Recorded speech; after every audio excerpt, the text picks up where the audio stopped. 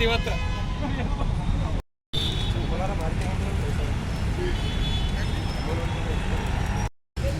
ಉದಾಹರಣೆ ತೋರೋದು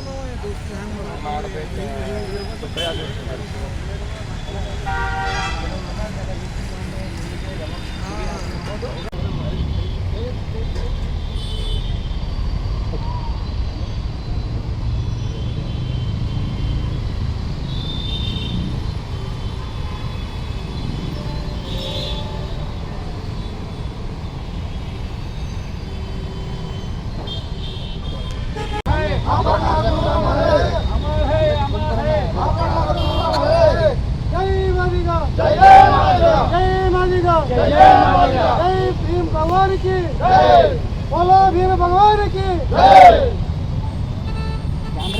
भीम भगवान की बोलो भीम भगवान की अपन आंदोलन ಹೋರಾಟಕ್ಕೆ अपन आंदोलन ಹೋರಾಟಕ್ಕೆ ಹುಟ್ಟು ಹೋರಾಟಗಾರರಾಗಿದ್ದು ಮಾದಿಗರು ಪ್ರತ್ಯೇಕ ಮೀಸಲಾತಿ ಬೇಕು 1997ರಿಂದ ಹೋರಾಟ ಚಾಲೂ ಮಾಡಿದ್ದಾರೆ. ಅಲ್ಲಿಂದ ಇಲ್ಲಿವರೆಗೆ ಯಾವ ಸರ್ಕಾರಗಳು ಇದಕ್ಕೆ ಸ್ಪಂದಿಸಿಲ್ಲ. ಮತ್ತು ಇವತ್ತಿನ ದಿನ ಮುಖ್ಯಮಂತ್ರಿ ಸಿದ್ದರಾಮಯ್ಯನವರು ಹೇಳಿದ್ರು ಮೊನ್ನೆ ಇದು ಉಪಚುನಾವಣೆ ಆದ ನಂತರ ಮಾಡ್ತೀನಿ ಅಂತ ಅಂದಿದ್ರು. ಅದಕ್ಕೆ ತಕ್ಷಣ ಉಪಚುನಾವಣೆ ಆಗ್ಯದ, ತಕ್ಷಣ ಇದು ನಾಗಮೋಹನ್ ದಾಸ್ ವರದಿ ಜಾರಿ ತರಬೇಕು. ಅಲ್ಲಿ ಇಲ್ಲದಿದ್ದರೆ ತಮಿಳುನಾಡು ಮಾದರಿಯಲ್ಲಿ ಯಾವ ರೀತಿ ತಂದಿದ್ದಾರೆ ಅಂತ ಅಲ್ಲಿ ಅರುಂಧತಿ ಅಂತ ಒಂದು ಜಾತಿ ಇದ್ದಾರೆ, ಅದು ನಮ್ಮ ಮಾದಿಗರಿಗೆ ಅಲ್ಲಿ ಅವರಿಗೆ ಪ್ರತ್ಯೇಕ ಕೊಟ್ಟಿದ್ದಾರೆ.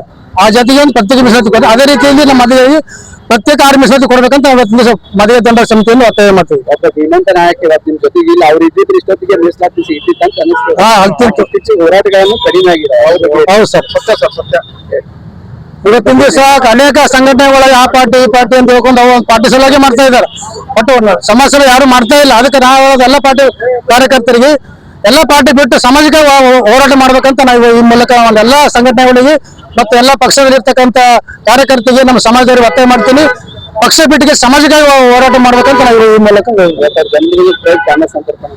ಇವತ್ತು ಈ ಒಂದು ಮಾಪಣ್ಣ 13ರ ಜನ್ಮದಿನದ ಅಂಗವಾಗಿ ಜಗತ್ ವೃತ್ತದಲ್ಲಿ ಅನ್ನ ಸಂತರ್ಪಣೆ ಮಾಡುವ ಮೂಲಕ ಜನ್ಮ ದಿನಾಚರಣೆ ಆಚರಣೆ ಮಾಡ್ತೇವೆ. ಚಂದ್ರಕಾಂತ್ ಸರ್ಕಾರ್ ಮಾಧವಿ ತಂಡ ಜಿಲ್ಲಾಧ್ಯಕ್ಷರು ಕಲಬುರಗಿ. ನಮಸ್ಕಾರ, ನಾನು ಪ್ರಭಾಕರ್ ಮಾಪಣ್ಣ ಹಗನೂರ್, ಮಾದಿಗ ದಂಡೂರ ರಾಜ್ಯಾಧ್ಯಕ್ಷ.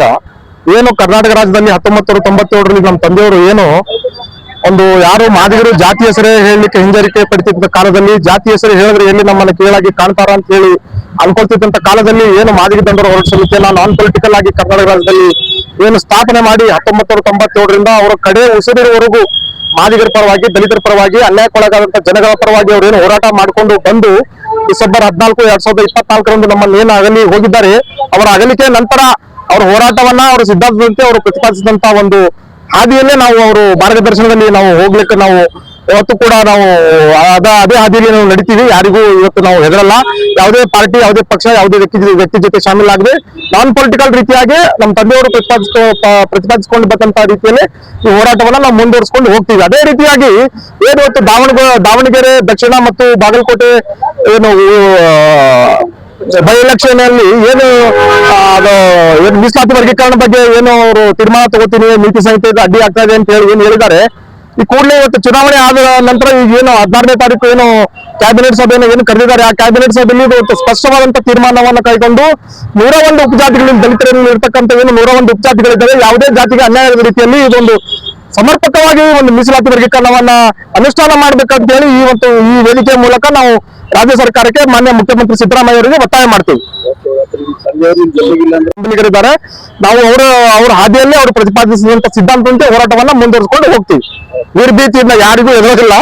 ಇವತ್ತು ಉದ್ದೇಶಪೂರ್ವಕವಾಗಿ ನಮ್ಮವರು ಜಾತಿ ಸಮಾಜ ಕಟ್ಟಿದೆ ನಮ್ಮ ತಂದೆಯವರು. ಇಲ್ಲಿ ಕೆಲವೊಬ್ಬರು ನಮ್ಮ ತಂದೆಯವ್ರ ಫೋಟೋ ಹಾಕಲ್ಲ ಅಥವಾ ನಮ್ಮ ತಂದೆಯವರು ನಮ್ಗೆ ಹೇಳಲ್ಲ, ನಮ್ಮ ತಂದೆಯವ್ರ ಬೆಂಬಲಿಗೆ ಕರಲಾರ್ದು ಇವತ್ತು ಉದ್ದೇಶಪೂರ್ವಕವಾಗಿ ಮಾಡ್ತಾರ ಅವ್ರು ರಾಜಕೀಯ ಸಲುವಾಗಿ ಮಾಡ್ತಾ ಇದಾರ. ನಾವು ರಾಜಕೀಯೇತರವಾಗಿ ರಾಜಕೀಯದಿಂದ ದೂರ ಇದ್ದು ಸಮಾಜಕ್ಕಾಗಿನೇ ನಮ್ಮ ಪ್ರಾಣ ಹೋದ್ರೂ ಚಿಂತಿಲ್ಲ, ನಾವು ಹೋರಾಟ ಮಾಡ್ಲಿಕ್ಕೆ ಸಿದ್ಧರಿದ್ದೇವೆ ಅಂತ ಈ ವೇದಿಕೆ ಮೂಲಕ ನಾನು ಈ ಮಾತನ್ನು ಹೇಳಕ್ ಬಯಸ್ತೀನಿ.